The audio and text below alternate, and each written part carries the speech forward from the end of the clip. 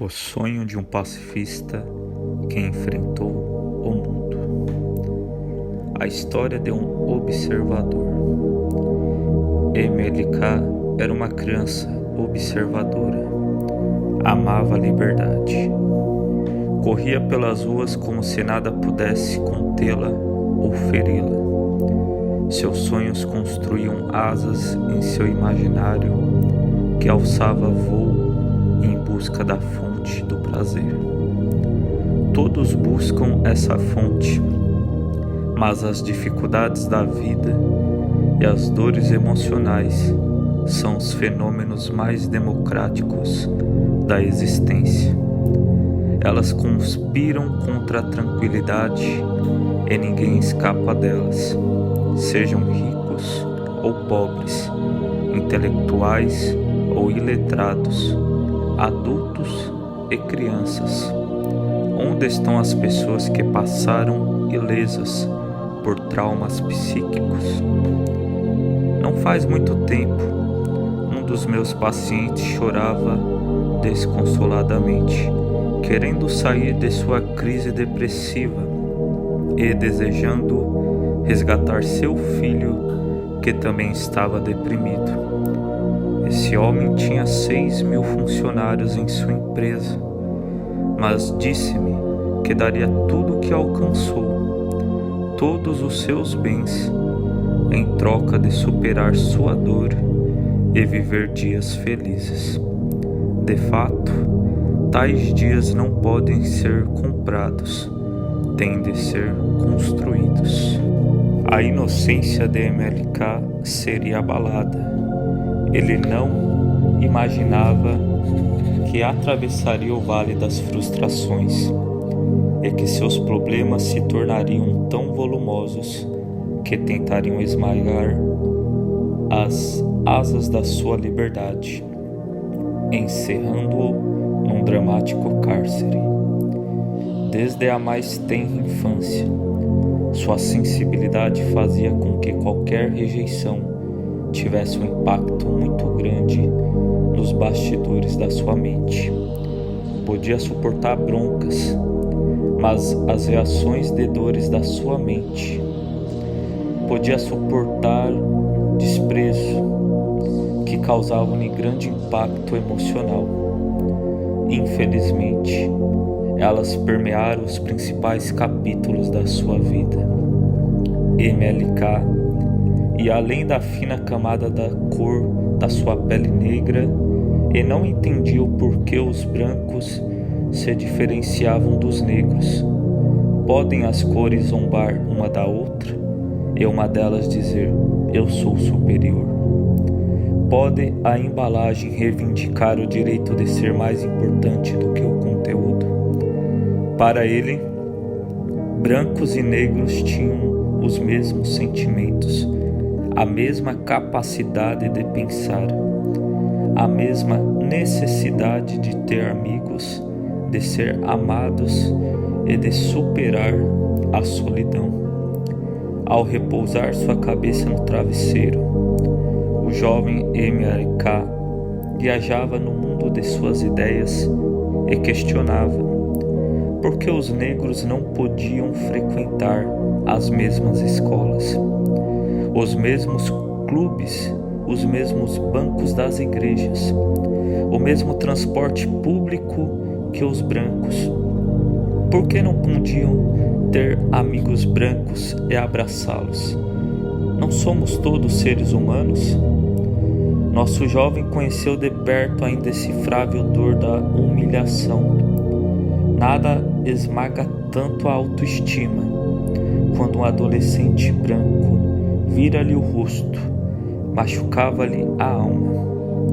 Quando davam risadas irônicas, ele penetrava nas grutas geladas da agonia. Por terem alta carga de tensão emocional, todas essas experiências eram registradas de maneira privilegiada pelo fenômeno RAM, nos solos da sua memória consciente e inconsciente. Tornou-se adulto precocemente. quando por algum estímulo exterior ou interior ele lia essas janelas, pensamentos negativos e emoções tensas invadiam o teatro da sua mente, roubando-lhe a cena, dissipando sua motivação e seu encanto pela vida. Nada pior do que isto. Estava destinado a ser um jovem ansioso e revoltado, como a maioria das pessoas incompreendidas e emocionalmente tolhidas. Era de se esperar que MLK se tornasse servo dos seus traumas emocionais. Somando-se às suas dificuldades, aos 12 anos, MLK perdeu sua querida avó. Os vínculos eram fortes. O sentimento de perda abateu drasticamente. O menino não conseguia raciocinar. Perdeu o prazer de viver. Chorava desolado, destilava tristeza. Sentia-se inseguro e desprotegido. Sua crise foi tão grave que pensou em desistir da vida. Descontrolado, jogou-se do primeiro andar de sua casa, como toda pessoa que pensa em suicídio. Na realidade, ele queria matar sua dor e não exterminar a vida. Felizmente sobreviveu. 3 anos mais tarde fez várias viagens.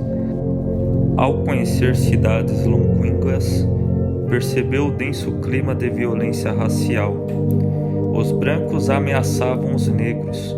Os negros que frequentavam lugares dos brancos eram punidos. Não podiam subir nos ônibus. Esses comportamentos perturbavam o adolescente. Por quê? Qual o fundamento dessa rejeição? Não somos todos irmãos? Pensava. Muitas perguntas, mas nenhuma resposta o saciava. Controlado por grandes sonhos. Nosso jovem assistia impassível à discriminação de seu povo. Resolveu fazer faculdade de teologia, navegar pelo mundo espiritual, para encontrar respostas para injusto mundo social. Penetrou no sonho de Deus que nunca fez discriminação de pessoas, nunca distinguiu nobres de miseráveis, reis de súditos, lúcidos de loucos. Foi contagiado pelo sonho dos direitos humanos, do respeito pela vida. Nessa trajetória interior, conheceu intimamente a história do Mestre dos Mestres. A humanidade de Jesus Cristo influenciou a humanidade do jovem MLK. Viu nele um modelo mais excelente de alguém que combatia toda forma de discriminação. Ao ler sobre Jesus, MLK ficava impressionado com sua coragem de correr riscos para proteger as prostitutas e de quebrar as algemas da solidão dos miseráveis da sua sociedade. Os sonhos do Mestre dos Mestres colocaram combustível nos sonhos desse jovem, ampliando sua arte de pensar e sua determinação. Posteriormente, resolveu fazer um passeio pela filosofia, tão importante, mas tão abandonada no mundo lógico e imediatista. Após receber o diploma na faculdade de teologia, inscreveu-se imediatamente no curso de filosofia. Entrou em contato com as ideias de Hegel. Penetrou no pensamento ilustre do pensador alemão. Aprendeu a não calar a sua voz. Queria ser livre para pensar, pois acreditava que só uma mente livre é capaz de gerar pessoas livres. Entendeu que os ditadores escravizam porque são escravos dos seus conflitos, e os autoritários dominam porque são dominados pelas áreas doentias da sua personalidade. Quem controla a liberdade dos outros nunca foi livre dentro de si mesmo. Era um jovem promissor, podia seguir seu próprio caminho, seus próprios interesses, porém, preferiu dar seu tempo e sua inteligência para transformar a história dos outros. Quando nossos sonhos incluem os outros, quando procuram de alguma forma contribuir para o bem da humanidade, eles suportam mais facilmente os temores da vida. Quando temos sonhos individualistas, eles são tímidos, não resistem aos acidentes do caminho. Enriquecer por enriquecer não tem sentido. Ganhar dinheiro só tem sentido se for para promover muito mais do que nosso conforto, se for usado para ajudar os outros, aumentar a oferta de empregos, contribuir socialmente. Ter status pelo status é superficial. Ter sucesso pelo sucesso é uma estupidez intelectual. Mas ter sucesso para aliviar o sofrimento dos outros é um perfume para a inteligência. Não é nada tão poético quanto investir na qualidade de vida das pessoas. Você tem feito esse investimento? Por desejar servir os outros, MLK se colocava no lugar deles e percebia suas necessidades intrínsecas, das quais a maior era manter acesa a chama da esperança. Queria alimentar a alma e o espírito das pessoas, fazendo-as acreditar na vida. O olhar multifocal revela que ele não se psicoadaptou ao conformismo. Tinha a mais profunda convicção de que sem esperança seca-se a alegria de viver e o desejo de mudar. Todas essas crenças fizeram com que o jovem sonhador aprendesse uma das mais profundas lições da psicologia.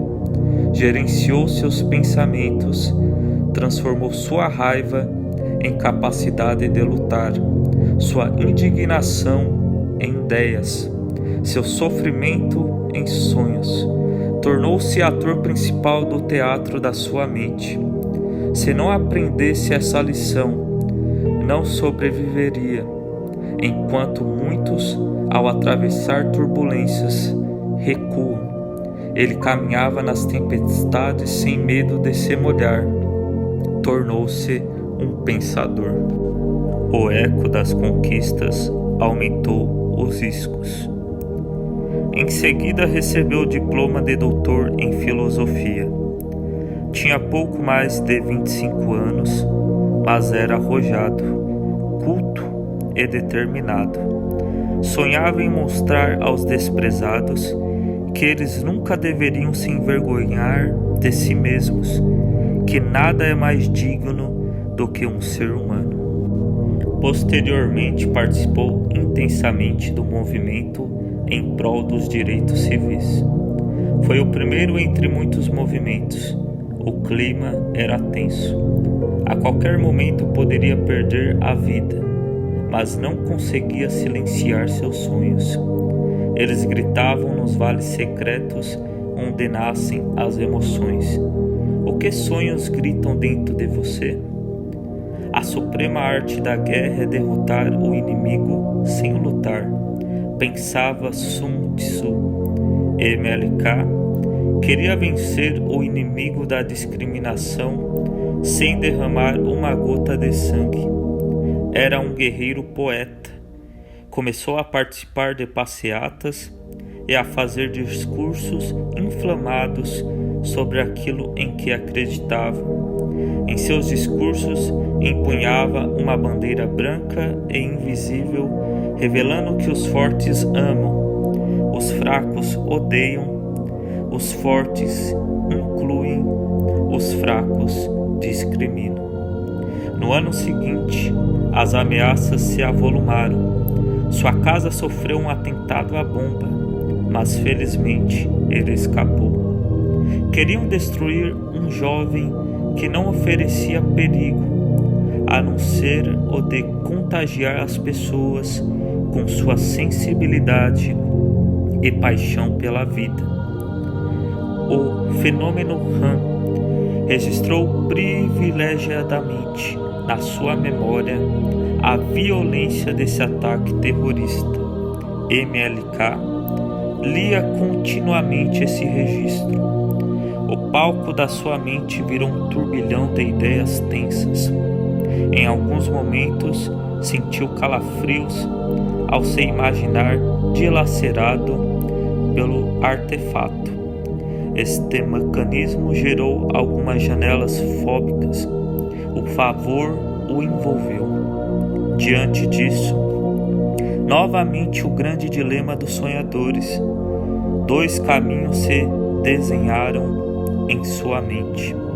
Ou ele enfrentava e superava as janelas fóbicas, ou seria submisso a elas. Quando o medo está presente no anfiteatro da emoção, não há dois vencedores. Ou dominamos o medo, ou o medo nos domina. Aos olhos do mundo, seria melhor que ele recuasse e esquecesse seus sonhos. Muitos em seu lugar os teriam enterrado. Alguns profissionais abortam sua inteligência diante do autoritarismo dos seus chefes. Alguns jovens sepultam sua criatividade antes de realizarem suas provas e participarem dos concursos. O medo enterrou milhões de sonhos ao longo da história da humanidade. A vida é um jogo. Podemos perder em muitos momentos, mas não podemos admitir ficar no banco de reserva. MLK analisou as causas da sua luta e as consequências de uma possível desistência. Assim, mesmo tombado, levantou-se. Reagiu como Beethoven, o gênio da música. Vamos conhecer um pouco da história desse grande compositor. A surdez de Beethoven e seus sonhos. Nada é mais grave para um músico do que perder a audição. Beethoven, um dos gênios da música, perdeu-a depois de ter feito belas composições. Os recursos médicos ineficazes o levaram a uma profunda crise psíquica. Seus pensamentos agitaram-se como ondas rebeldes. Sua emoção tornou-se um céu sem estrelas. Não havia flores nos solos da vida.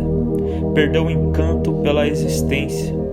Deixar de ouvir e compor músicas era tirar o chão de Beethoven, cogitou assim no suicídio.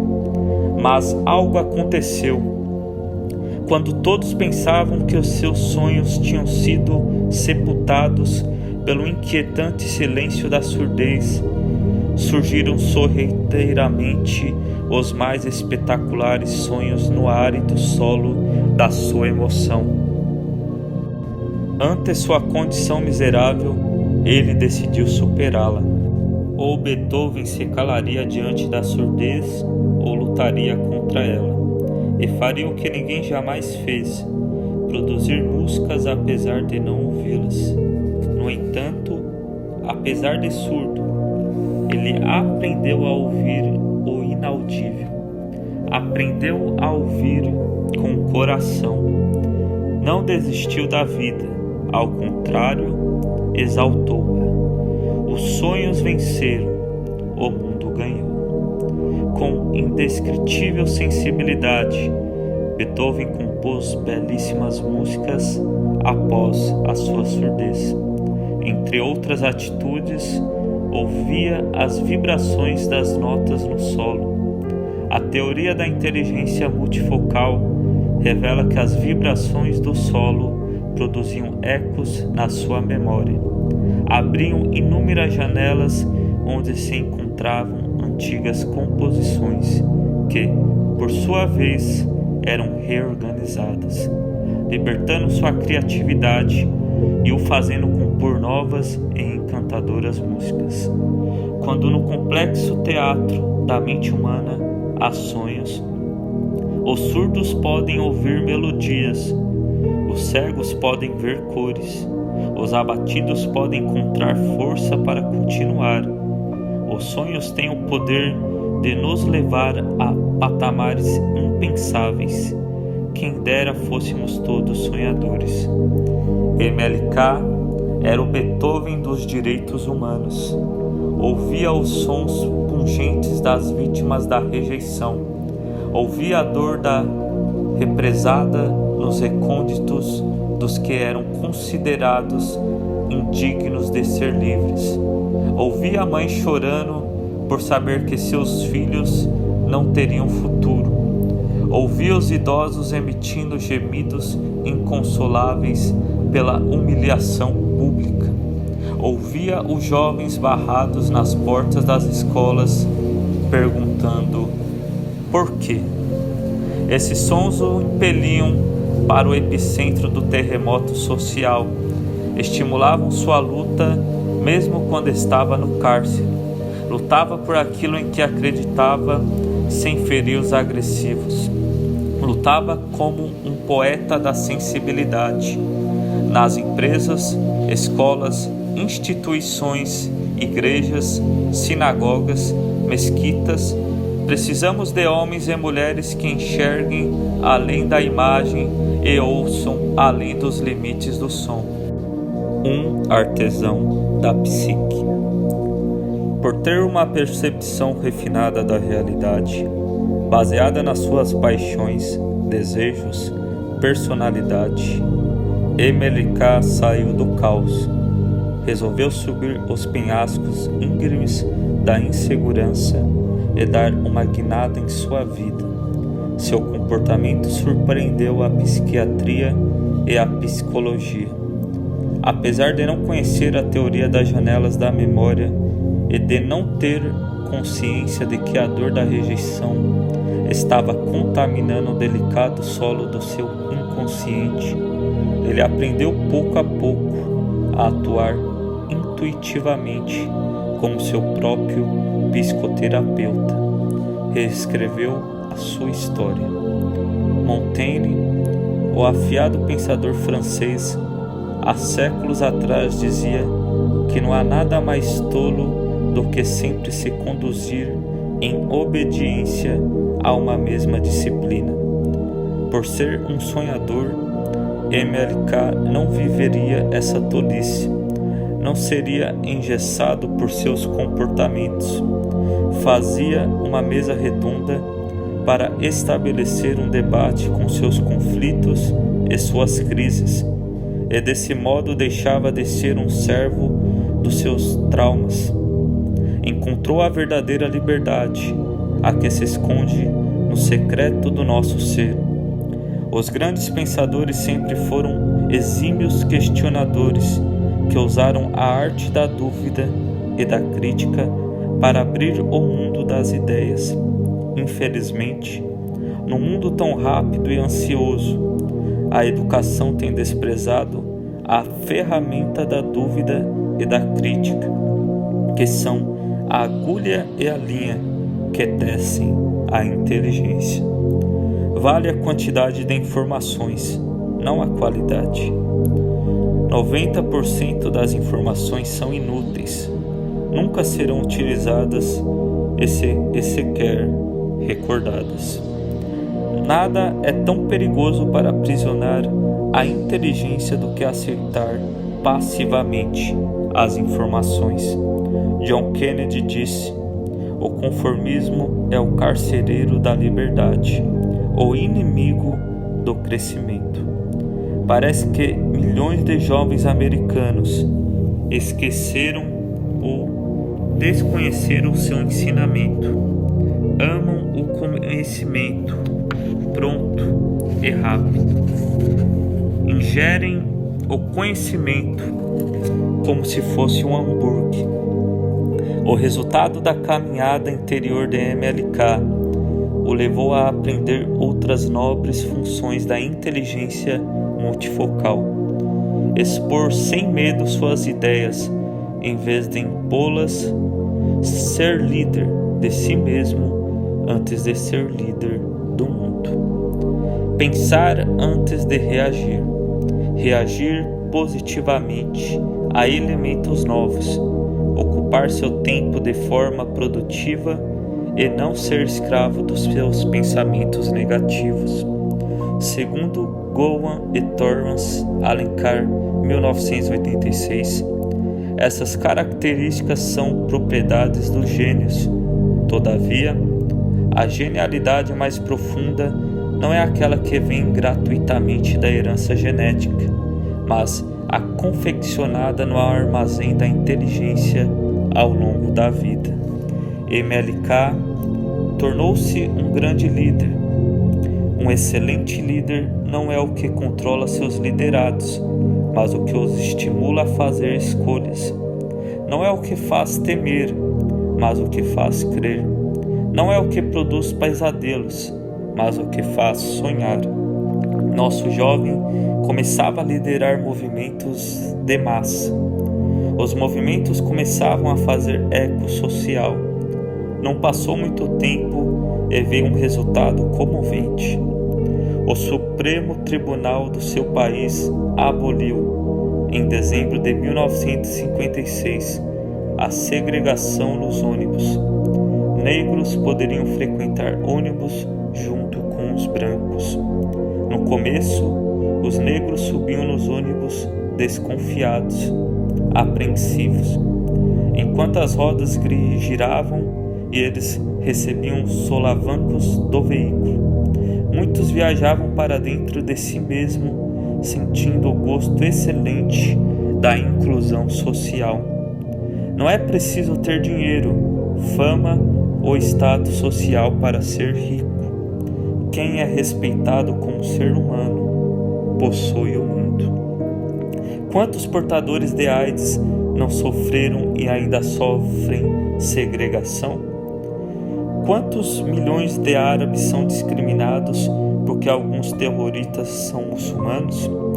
Quantos imigrantes ilegais se sentem como escória social por não terem cidadania no país hospedeiro? Quantos usuários de drogas se sentem marcados com ferro em brasa, como os animais no campo?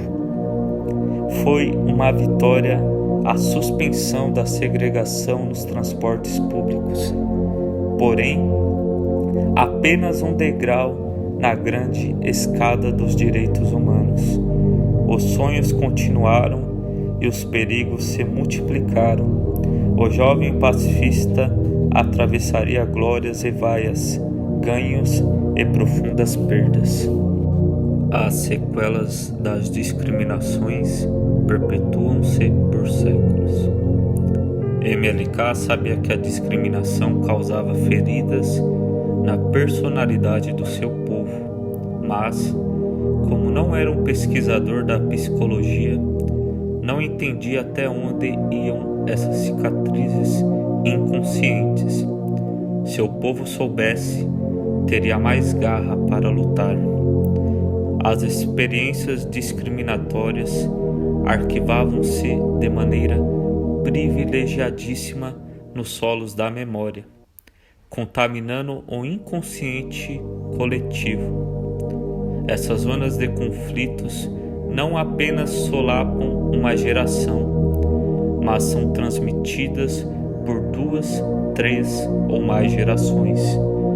Como elas são transmitidas, não pela carga genética, mas por um complexo aprendizado absorvido através dos gestos, das reações, dos olhares, das brincadeiras pejorativas, das desigualdades, das dificuldades de ascensão social. Certos transtornos psíquicos, como a obsessão por doenças e por higiene, assim como pelo perfeccionismo, também são transmitidos na relação entre pais e filhos e demoram algumas gerações para ter remissão espontânea. Quando os filhos assistem milhares de vezes a uma mãe ou a um pai preocupando-se excessivamente com doenças, tendo reações de desespero diante de uma pequena tosse ou febre, eles registram essas experiências, adquirem zonas de conflitos, constroem janelas doentias que são lidas diariamente, reproduzindo a obsessão dos pais. Se não ocorrer uma intervenção consciente da própria pessoa, modificando sua história, ou uma intervenção psicoterapêutica para tratar essas zonas de conflitos, somente os netos ou bisnetos terão a chance de ficar livres dessa obsessão. Cuidar da qualidade da imagem que transmitimos aos nossos filhos é cuidar da qualidade de vida deles. Se as doenças psíquicas são transmitidas culturalmente, imagine o quanto as doenças sociais, como a violência e a discriminação, também são transmitidas. Ao querer banir o terrorismo da face da terra, George W. Bush multiplicou por 10 a formação de jovens terroristas. A crise social, a invasão do território, as mortes em combates geram experiências dramáticas no território da emoção, arquivadas pelo fenômeno RAM. Produzem janelas da memória com alto nível de tensão que, uma vez acionadas, bloqueiam a racionalidade do Homo sapiens e fomentam a agressividade. Como cientistas que estudam esses fenômenos psíquicos, fico perplexo. O terrorismo quebrou um tabu inimaginável de destrutividade, gerou a loucura consciente. As pessoas extravasam seu ódio, matando-se para matar os outros. É o último grau de insanidade da nossa espécie. As imagens dos ataques terroristas são registradas no inconsciente de bilhões de pessoas, causando danos em diversos graus. Não se debela o terrorismo com armas, mas com flores que exalam o perfume da compreensão. Precisamos compreender que nossa espécie está doente. Não se reedita o filme do inconsciente com reações agressivas, mas com diálogo. Afinal de contas, todos somos vítimas e réus, agressores e agredidos. A agressão gera janelas killers que financia reações agressivas, fechando o ciclo fatal. As estatísticas demonstram que os soldados israelitas estão desistindo da vida. Estão morrendo mais por suicídio do que em combate. A emoção não suporta essa sobrecarga de violência. Se estes jovens que deveriam estar se divertindo em festas estão se matando, imagina o que está acontecendo nos solos inconscientes das crianças. As crianças judias e palestinas, inocentes nessa guerra de adultos, estão destruindo seu futuro emocional, perderão seu encanto pela vida, terão ansiedade crônica, medo crônico do amanhã, humor triste. O terrorismo causa inúmeros estragos. O de mais longo prazo é a formação de zonas de conflitos no inconsciente coletivo e a destruição dos sonhos de várias gerações. Os jovens precisam criticar a violência do mundo para que a violência registrada neles seja diariamente reeditada. Eles precisam sonhar com o futuro. Não podem viver alienados, preocupados apenas com o prazer imediato. Precisamos proclamar nas escolas, nas igrejas, nos clubes, nas empresas que vale a pena viver a vida. Precisamos sonhar com uma espécie mais feliz. Precisamos abraçar as pessoas diferentes. Precisamos dizer todos os dias que não somos americanos, brasileiros, judeus, árabes, somos seres humanos. Precisamos nos convencer, ainda que demore décadas, que a vida é um espetáculo imperdível. Abraham Lincoln havia libertado os escravos na Constituição. A discriminação fora resolvida na lei, mas não nas páginas do livro psíquico. Os gestos, as reações, a desigualdade continuavam, gerando milhões de estímulos que alimentaram a discriminação. As futuras gerações continuaram tendo cicatrizes. 100 anos depois, MLK estava lutando contra suas sequelas. Quando os professores de história ensinam sobre a escravidão, sobre o terrorismo, o nazismo, as guerras, fornecendo apenas informações, sem teatralizar suas aulas e fazer com que os alunos se coloquem no lugar dos que sofreram, eles não geram consciência crítica. Esse tipo de aula pode ser lesiva, pois leva à insensibilidade diante das atrocidades humanas. Enquanto lutava contra os dramas do seu povo, MLK lutava contra seu próprio drama, contra as sequelas da discriminação que estavam arquivadas em seu inconsciente, que atravessaram séculos. Ele só realizaria seus sonhos se superasse as ideias negativas, vencesse a humilhação e se livrasse dos tentáculos da timidez e da baixa autoestima. Seus maiores inimigos estavam em seu interior.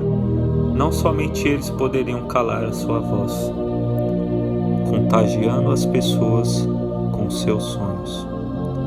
Mais tarde, as pressões exercidas por MLK conseguiram liberar aos negros o acesso aos lugares públicos. O sorriso voltou no rosto de muitos. Por onde entravam, eles olhavam fascinados o interior dos prédios, os objetos e móveis. Os brancos já não se encantavam mais com a estética dos objetos e dos edifícios, pois estavam psicoadaptados, mas os negros reagiam como crianças, descobrindo o mundo proibido. Alguns negros idosos paravam diante dos quadros dos museus, exclamando para si mesmos: como tudo é lindo, como a nossa espécie é criativa. Pensaram por um momento que, se os pintores, os escultores e os poetas dominassem o mundo, haveria mais cores na sociedade. Sentiam que raros são os políticos preparados para o poder.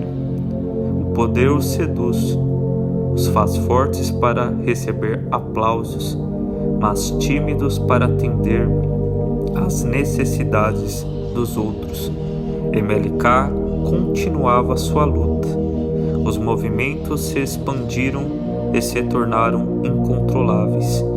Dirigiu uma marcha com 250 mil pessoas e proferiu um discurso contando seu sonho de ver brancos e negros juntos. Dessa marcha resultaram a Lei dos Direitos Civis e a Lei dos Direitos de Voto. Ele se comovia a cada conquista, ficava extasiado ao ver as crianças correndo livremente pelas ruas atrás das libélulas. Exigia pouco para ser feliz. Os que exigem muito são algozes de si mesmos. Tempos depois, no lançamento de um de seus livros, A Caminho da Liberdade, um grave acidente ocorreu. Sofreu um atentado durante uma sessão de autógrafos.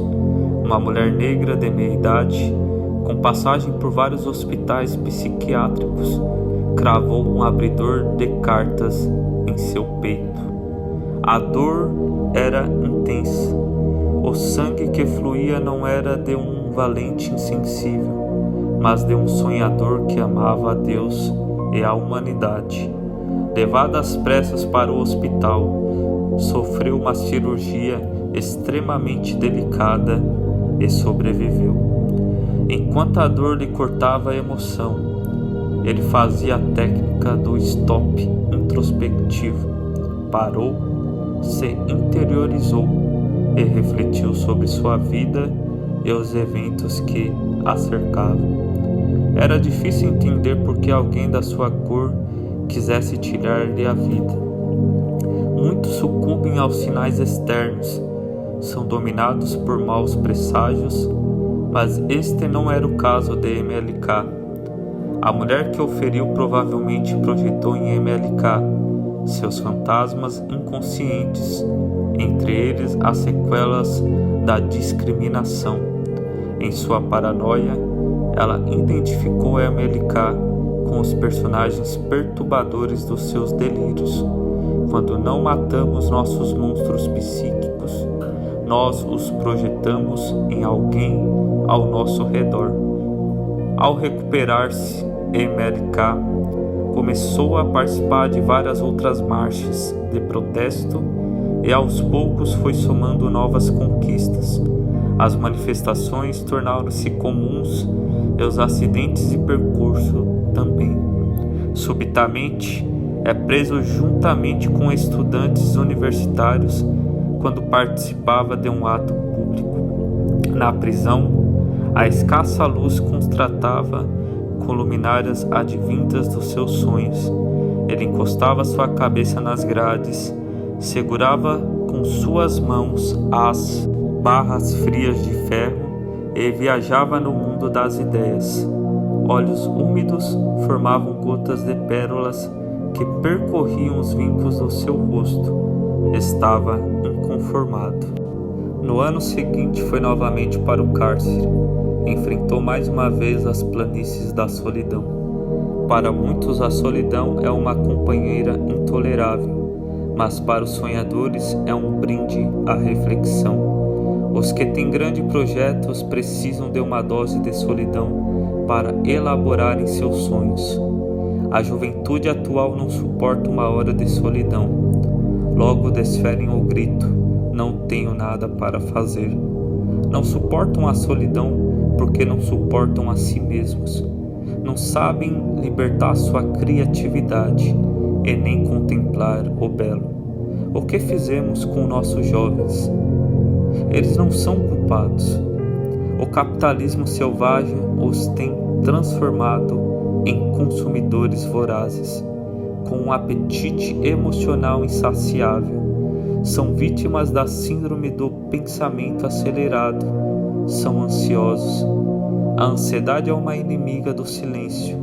Se aprendessem a usar a solidão para se interiorizar, encontrariam a fonte da tranquilidade. MLK seguia o caminho inverso da juventude atual. Ele consumia ideias e poucos produtos. Se embriagava com a solidariedade e não com o individualismo. Embora as ameaças aumentassem, sua audácia progredia. Era ator principal da sua história. Saiu da prisão mais forte. Em seguida participou das grandes jornadas pela liberdade. O desejo pela liberdade é uma chama inapagável. Ele se aquieta sob o calor das ameaças, mas nunca perde o fôlego. A história tem exemplos eloquentes. Nenhuma ditadura sobreviveu. Peço desculpas por insistir. A única ditadura que está sobrevivendo é a ditadura do consumismo e da síndrome da SPA. Ambas abalam a psicologia. No ano seguinte, MLK foi preso novamente. Embora estivesse com 34 anos, viveu uma sequência de prisões sociais, estímulos estressantes que muitos idosos não viveram. Posteriormente, durante uma permanência de 8 dias na prisão, ele escreveu a Carta de uma Prisão em Berlim, uma carta aberta a um grupo de sacerdotes brancos do Alabama. Ele queria o apoio de todos os brancos que diziam amar a Deus. Queria que esses líderes entrassem no sonho de Deus. Deus não tem cor, não tem raça, não discrimina, não rejeita, não faz distinção de pessoas. MLK acreditava que a tolerância é a ferramenta dos inteligentes e a solidariedade a dos sábios. Ele vivia o riquíssimo pensamento de Agostinho. Na essência somos iguais, nas diferenças nos respeitamos. A despertadora luta de MLK pelos direitos humanos se tornava um perfume que contagiava poetas, estimulava pensadores, conquistava outras nações. Logo veio o reconhecimento, recebeu o Prêmio Nobel da Paz. Uma alegria arrebatadora o dominava, ganhou mais força para lutar. O Prêmio Nobel da Paz é destinado aos gladiadores que usam o diálogo como instrumento de transformação do mundo. Sua filosofia de não violência é baseada nos princípios do mestre dos mestres, na psicologia do perdão, na inclusão, no sólido amor ao próximo, na compreensão das causas que se escondem por detrás da cortina dos comportamentos. Sua filosofia é ainda baseada no pacifismo de Gandhi, que também recebeu forte influência de Jesus Cristo. Esta é a história de Martin Luther King. Fechando os olhos para a vida. A emoção do Nobel foi grande, mas não o suficiente para cicatrizar suas feridas emocionais. Anos depois, pronuncia seu discurso, além do Vietnã. Viajava dentro do seu país defendendo suas ideias. Sua oratória alcançava o voo do espírito humano, inspirava seus ouvintes, os transportava para os mais altos outeiros da sensibilidade. Depois de tantas batalhas, chegou o ano 1968. Pronunciou, no dia 3 de abril, um inflamado discurso. Foi vibrante, colocou toda a sua alma nele. Suas palavras oxigenaram os ofegantes que ansiavam pelo ar da fraternidade. As pessoas o abraçavam prolongadamente, não pouco choravam. MLK acariciava os cabelos dos idosos e agradecia seus olares dóceis. Dizia com gestos: vamos conseguir. Entretanto, no dia seguinte, algo trágico aconteceu. Abraham Lincoln havia sido assassinado por um radical, quase um século antes, por hastear a bandeira da liberdade. Agora chegara a vez de Martin Luther King fechar os olhos para esta vida pelo mesmo motivo. Um atirador branco assassinou em Memphis no dia 4 de abril de 1968. Morreu pelos seus sonhos. Morreu um dos mais fascinantes personagens da história. A bala roçou-lhe os órgãos, destruiu tecidos, produziu hemorragia, mas não estancou seus sonhos. Discursando sobre os sonhos. Martin Luther King morreu muito jovem.